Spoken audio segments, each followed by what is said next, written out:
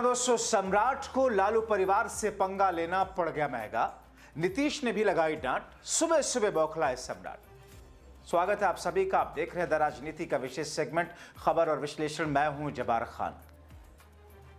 तो दोस्तों, क्या प्रियंका गांधी और राहुल गांधी की तरह बिहार में लालू परिवार के साथ मोदी सरकार राजनीतिक बदला ले रही है? आखिर अचानक राबड़ी देवी की आवास को खाली करने का नोटिस क्यों लगवा दिया गया? क्या राबड़ी की आवास को खाली करने का निर्देश नए नवेले बिहार के गृह मंत्री सम्राट चौधरी के कहने के बाद लिया गया, जो कि उन्हें दिल्ली के आका से मिला था? आखिर सरकार के शपथ के पहले ही हफ्ते में लालू परिवार के साथ बिहार की नई सरकार ऐसा क्यों कर रही है? विस्तार से आपको सब कुछ बताते हैं दोस्तों, राजनीति भी अजीब चीज है। अगर कोई बड़ा नेता राजनेता किसी पर मेहरबान हो जाए तो उसके साथ गठजोड़ हो जाए तो फिर वो इतना मालामाल हो जाता है कि उसे अडानी अंबानी कहते हैं। और अगर किसी के प्रति कोई गुस्सा और नफरत पालने लग जाए और उन्हें मोदी शाह के सामने राहुल, प्रियंका और फिर लालू परिवार कहा जाता है। दोस्तों, बिहार सरकार के नए नवेले शाह के चेले और बिहार के गृह मंत्री तो योगी की तरह खुद को हिंदुत्व का चेहरा बनाने से पहले ही नीतीश की डांट का शिकार हो गई, मगर अब अपने आका की ख्वाहिशों को पूरा करने के लिए गैर आधिकारिक तौर पर कुछ ऐसा इशारा किया कि लालू परिवार से उनका सरकारी आवास छीनने लगे। कुछ ऐसा ही कराया है बिहार में लालू परिवार के खिलाफ, मगर उनकी खुशी ज्यादा वक्त के लिए, समय के लिए कायम नहीं रही, क्योंकि उन्हें लग रहा था कि सर्दी के इस मौसम में लालू परिवार के सर से छत छीन लेंगे, मगर उसमें वो कामयाब नहीं हो सके। उनका यह कदम मानो उल्टा पड़ गया। कैसे, आपको आगे बताता हूं, मगर उससे पहले आपको राजनीतिक द्वेष की इस घटना को बता देते हैं। दोस्तों, 20 साल के बाद लालू परिवार को 10 सर्कुलर रोड स्थित राबड़ी देवी को सरकारी आवास खाली करने का नोटिस भेजा गया। उस आदेश के मुताबिक अब राबड़ी आवास को उन्हें खाली करना होगा इस सर्दी के मौसम में। दोस्तों, राबड़ी आवास में फिलहाल लालू यादव, राबड़ी देवी, तेजस्वी यादव और उनकी फैमिली रहती है। यहां आपको बताएं कि लालू के सीएम पद से इस्तीफा देने के बाद से आवास राबड़ी देवी का है, मगर अब यह खाली कराया जा रहा है। आपको इसका थोड़ा सा बैकग्राउंड बताते चलते हैं। 23 जून 1997 लालू समेत 55 लोगों के खिलाफ सीबीआई ने चारा घोटाले में चार्जशीट दाखिल की। उनके खिलाफ 63 केस दर्ज किए गए। लालू समझ गए थे गिरफ्तारी तय है। 25 जुलाई 1997 की शाम उन्होंने इस्तीफे का ऐलान किया। पत्नी राबड़ी देवी को सीएम बनवाया, यानी कि चार्जशीट होने के 2 दिन के भीतर उन्होंने अपना मुख्यमंत्री का पद छोड़ा और अपनी पत्नी को मुख्यमंत्री बनाया। पत्नी के सीएम बनाने के बाद 30 जुलाई 1997 को लालू यादव ने चारा घोटाले मामले में सरेंडर किया। दिसंबर 1997 जेल में रहे। हालांकि लालू यादव आरजेडी के राष्ट्रीय अध्यक्ष बने। इसके बाद से राबड़ी देवी को 2005 में 10 सर्कुलर रोड स्थित सरकारी आवास अलॉट किया गया। हालांकि दोस्तों, नोटिस इससे पहले भी साल 2005 में लालू परिवार को मिल चुका था। 24 नवंबर 2005 को नीतीश कुमार मुख्यमंत्री बन चुके थे। सत्ता में से बेदखल राबड़ी देवी को अब मुख्यमंत्री का आधिकारिक आवास एक अणिमार्ग खाली करना था। राबड़ी देवी के लिए 10 सर्कुलर रोड आवास आवंटित किया गया। मुख्यमंत्री आवास खाली करने के लिए एक नोटिस मिल चुका था, लेकिन उन्होंने तय समय में सीएम हाउस खाली नहीं किया। तब बिहार भवन निर्माण विभाग ने राबड़ी देवी को एक बहुत ही सख्त नोटिस भेजा था, जिसमें लिखा था, आपको 7 दिन के अंदर एक अणिमार्ग आवास खाली करना होगा, अन्यथा जबरन बेदखल किया जाएगा। आपको चेतावनी दी जाती है, अगर आप उपरोक्त अवधि में मकान खाली नहीं करते हैं तो जबरन बेदखल किया जा सकता है। इस नोटिस के बाद राबड़ी देवी और लालू यादव की चिंता बढ़ी थी, मगर उस नोटिस को देख करके लालू भड़के थे। कारण था, राबड़ी देवी के आवंटित 10 सर्कुलर रोड आवास में अभी मरम्मत का काम चल रहा था। नोटिस में जिस तरह की भाषा, शब्दों, चेतावनी, जबरन बेदखल का प्रयोग किया गया, उसे लालू यादव बेहद नाराज हुए। आरोप लगाया, नीतीश कुमार सरकार में आते ही बदले की भावना से काम कर रहे हैं। कई आरजेडी के लोग ये भी बताते हैं कि उस समय खाली ना करने का कारण यह भी था कि चूंकि खरमास का मौसम महीना था और 14 जनवरी के बाद जाने के लिए प्लान था।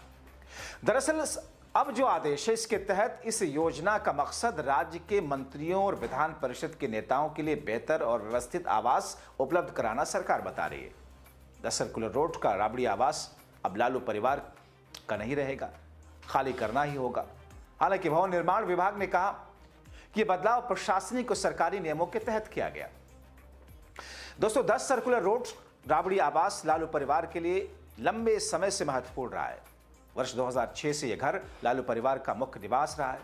राजनीतिक और सामाजिक दृष्टि से भी इस आवास का एक विशेष महत्व रहा है। भवन निर्माण विभाग के संयुक्त सचिव और भू संपदा अधिकार शिवरंजन ने इस आदेश को जारी किया। विभाग ने स्पष्ट किया कि राबड़ी देवी और तेजस्वी यादव के आवास को अब बदल दिया गया और उन्हें नए आवास में स्थानांतरित होना ही होगा। तो फिर अब राबड़ी रहेगी कहां?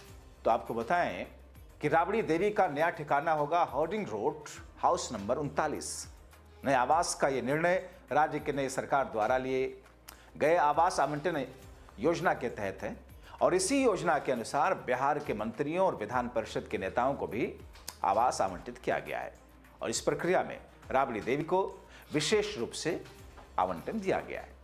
मगर जिस अंदाज में, जिस तरीके से अचानक ये पूरी की पूरी प्रक्रिया नई सरकार के शपथ के 1 हफ्ते के भीतर हुई, राजनीतिक जानकार ये मानने लगे हैं कि आने वाले इस वक्त में इस सरकार का ट्रैक रिकॉर्ड होगा क्या।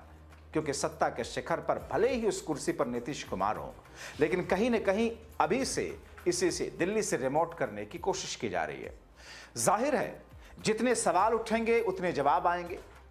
बिहार को दशकों से कवर करने वाले राजनीतिक पंडित ये मानते हैं कि इस बार यह सरकार गर्चे एनडीए की सरकार है, गर्चे नीतीश कुमार मुख्यमंत्री हैं, लेकिन एक तरीके से बिहार में बीजेपी ड्राइविंग सीट पर बैठी हुई है।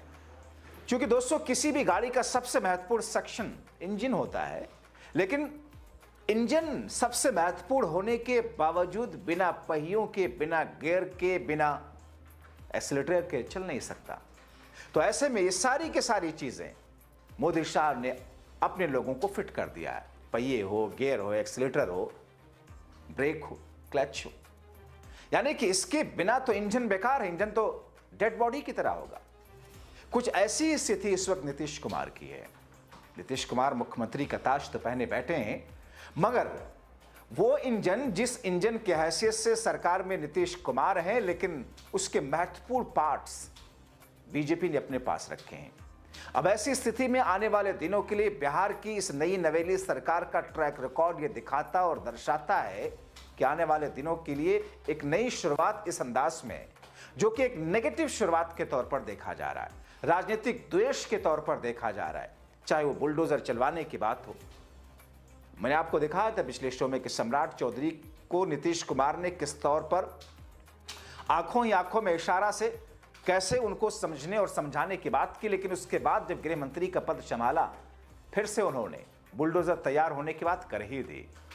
यानी कि लाख कोशिशों के बावजूद नीतीश अपने ट्रैक पर इस सरकार को आगे ले जाने के लिए कामयाब होते हुए अभी से नहीं दिख रहे हैं और इसीलिए बहुत सारे सवाल खड़े हो रहे हैं। इसलिए बहुत सारी चीजें इस वक्त बिहार से लेकर के दिल्ली तक राजनीतिक गलियारों में चर्चा का विषय बने हुए हैं। लोग याद कर रहे हैं कि साहब प्रियंका गांधी को किस तौर पर झटके से, किस तरीके से उनके बंगले को खाली करा लिया गया था, किस तरीके से देश के लिए गांधी परिवार, महात्मा गांधी, पंडित जवाहरलाल नेहरू, इंदिरा गांधी, राजीव गांधी, अगर महात्मा गांधी को भी इसमें जोड़ लिया जाए तो किस तरीके से चार लोगों को, उस परिवार के लोगों को किस तौर पर उनकी कुर्बानियां इस देश के लिए हुई।